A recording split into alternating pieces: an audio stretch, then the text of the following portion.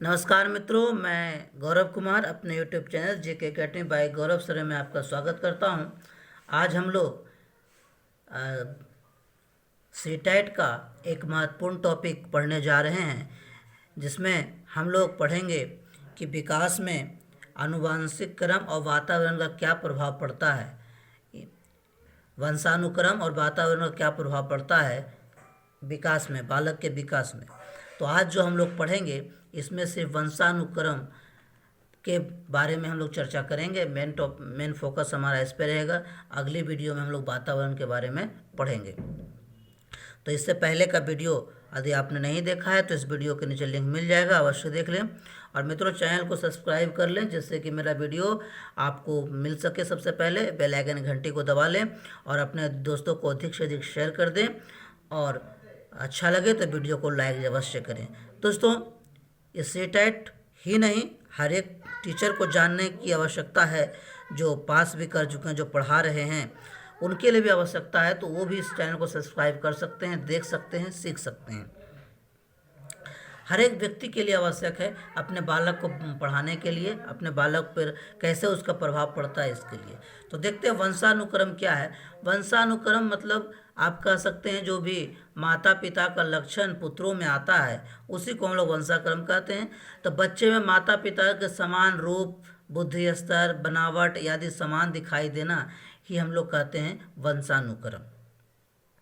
तो वंशानुक्रम में आप दो चीज़ समझिए। सबसे पहले यदि कहें समान से समान जीव का पैदा होना। समान से समान जीव का मतलब जैसे मनुष्य से मनुष्य ही पैदा होगा, समझ रहे होंगे आप। मनुष्य से मनुष्य पैदा होगा, गाय से गाय का बच्चा ही पैदा होगा, मनुष्य का बच्चा तो पैदा नहीं होगा। तो समान से समान का पैदा करना, यदि इस तरह की आप धारणा रखते हैं तो इसको हम लोग संकीर्ण धारणा कहते हैं। ये वंशानुक्रम का संकीर्ण धारणा है। उसी प्रकार जो माता पिता जैसा उसका संतान होना, माता पिता जैसा हूबहू ऐसा हो जाना, उसका गुण मिल जाना, लक्षण मिल जाना, इस सब को हम लोग कहते हैं विस्तृत धारणा, जो हम लोग इसी का अध्ययन करते हैं। ये तो समान है, समान में तो होता ही है, मानव से मानव का ही पैदा होगा, मानव से जानवर तो पैदा होगा नहीं। तो इस तरह से आप कह सकते हैं कि हम लोग विस्तृत धारणा के बारे में हम लोग पढ़ेंगे। तो इसमें वुडवर्थ एक वैज्ञानिक हुए मनोज, जिन्होंने कहा है वंशानुक्रम में सभी कारक शामिल हैं जो जीवन के शुरू करते समय बालक में विद्यमान थे, और जन्म के समय नहीं बल्कि माँ के गर्भ धारण करने से, मतलब गर्भ धारण करते समय अर्थात जन्म के 9 माह पहले उसमें विद्यमान थे। तो इसी को हम लोग वंशानुक्रम कहते हैं वुडवर्थ के अनुसार।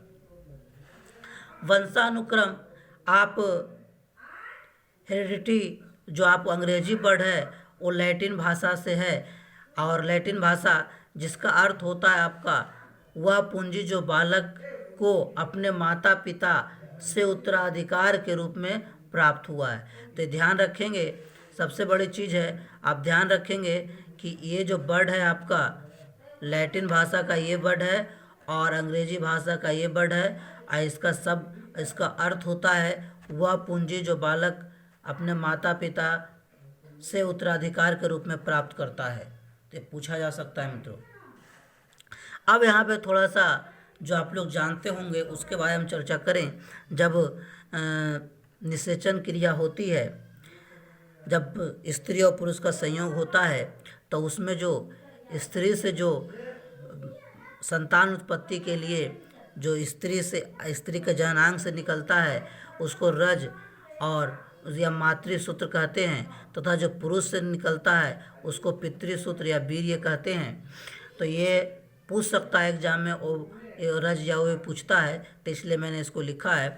पितृसूत्र की संख्या 1000 में हो सकती है, लेकिन मातृसूत्र की संख्या एक माह जो माही चक्र होता है उसमें एक या कभी कभी एक से अधिक हो सकता है, 1 या 2 मान ले, लेकिन आप पितृसूत्र में इसकी संख्या 1000 होती है। उसमें जो पहले जाता है उसके अनुसार होता है। गुणसूत्र को वंशसूत्र भी कहा जाता है, याद रखेंगे, ये पूछा जाता है कई बार।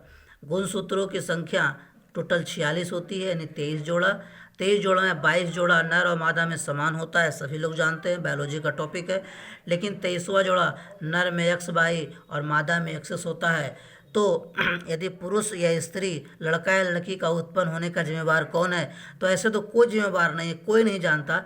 लेकिन जो किसी को दोष दिया जा सकता है तो पुत्र नर को दिया जा सकता है, क्योंकि एक्स एक्स यहाँ पे थोड़ा समझें, एक्स एक्स और एक्स बाई, यानी एक्स और बाई आ गया तो लड़का हो जाएगा, और इधर से एक्स आ गया तो लड़की हो जाएगी। तो आपको ध्यान ये देना है मित्रों यहाँ पे कि यहाँ पे दोनों नर तो दोनों एक, मादा दोनों एक्स है, लेकिन पुरुष का एक्स होगा या वाई होगा, इस पर डिपेंड करता है कि वो लड़का होगी कि लड़की होगी। तो इसलिए कोई जिम्मेवार नहीं है, लेकिन जो ज़्यादा जिम्मेवार कोई माना जा तो आपका पुरुष को माना जा सकता है। ऐसे कोई नहीं है कि कोई नहीं जानता है। चलिए फिर भी समाज की कुरीतियाँ हैं, उसको कुछ हम लोग कर नहीं सकते हैं, हम लोग पढ़ने के उद्देश्य से पढ़ रहे हैं। वंशानुक्रम में मेंडल के 3 नियम हैं। पहला, समान को जन्म देना, दूसरा विभिन्नता का नियम, और तीसरा प्रत्यागम का नियम। ये 3 नियम है आपका मेंडल का वंशानुक्रम 3 नियम है। तो ये नियम कई बार पूछ देता है कि कितने नियम किसका है, ये नियम किसके लिए है। तो वंशानुक्रम के लिए मेंडल का 3 नियम है, इसको आप याद रखेंगे।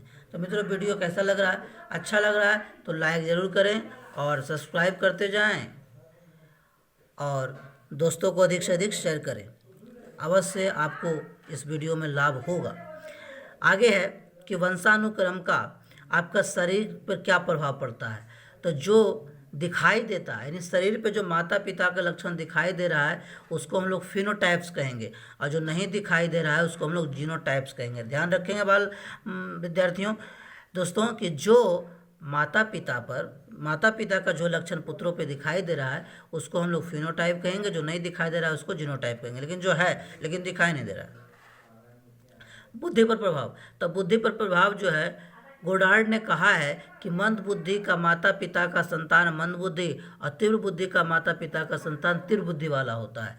ये गोडार्ड्स के अनुसार कहना है। तो इसलिए बुद्धि पर प्रभाव पड़ता है। उसी प्रकार फिर इसका आपका चरित्र पर प्रभाव पड़ता है, नैतिक पर, है ना, व्यवसायिक पर प्रभाव पड़ता है, सामाजिकता पर प्रभाव पड़ता है, संवेगात्मकता पर प्रभाव पड़ता है। यानी वंशानुक्रम का सारे विकासात्मक पक्ष पर प्रभाव पड़ता है। आइए कुछ वैज्ञानिकों के जो सिद्ध किए हैं, कुछ वैज्ञानिकों ने प्रमाणित किया है, उसके आधार पे हम लोग चलें।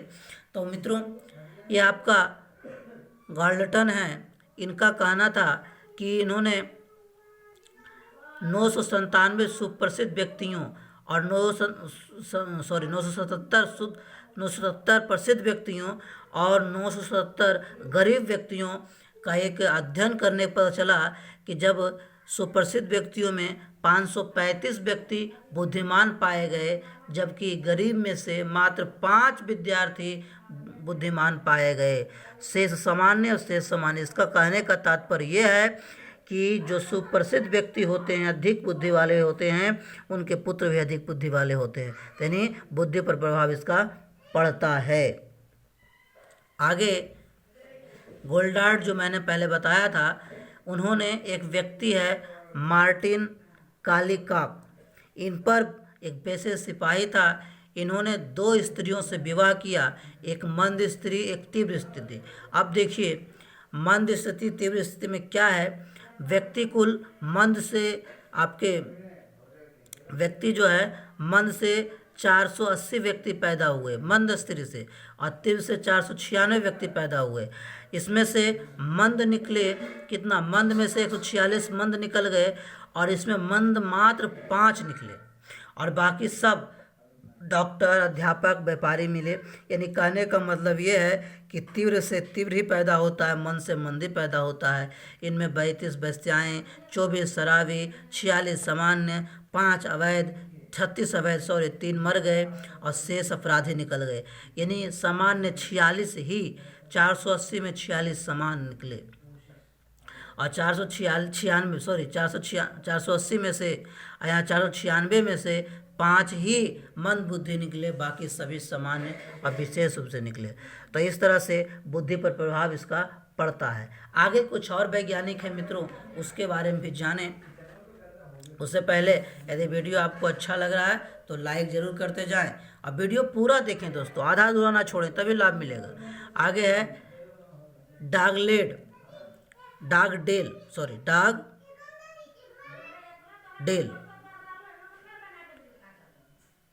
तो इन्होंने 1877 में न्यूयॉर्क जेल में कमिश्नर था, उन्होंने एक व्यक्ति जो जिसका नाम ज्यूक था और ये व्यवहार से दुराचारी मछेरा था, इसने सामान्य व्यवहार वाली स्त्री से, मतलब अपने ही तरह के स्त्री से इन्होंने शादी किया। इसका अध्ययन 720 से लेकर 1877 तक किया गया। 5 पीढ़ियों तक 1000 व्यक्तियों का अध्ययन से उन्होंने निष्कर्ष निकाला कि 300 व्यक्ति मर गए, 440 व्यक्ति रोगग्रस्त, 310 व्यक्ति अनाथालय पहुंच गए, 130 अपराधी हो गए, 110 सामान्य हो गए। यानी 1000 में से 110 व्यक्ति सामान्य हुए। यानी दुराचारी, उसका व्यवहार का भी प्रभाव उसका व्यक्ति पड़ता है। यानी जैसा व्यवहार माता पिता का होता है बालक पर भी वैसा पड़ता है इनके अनुसार।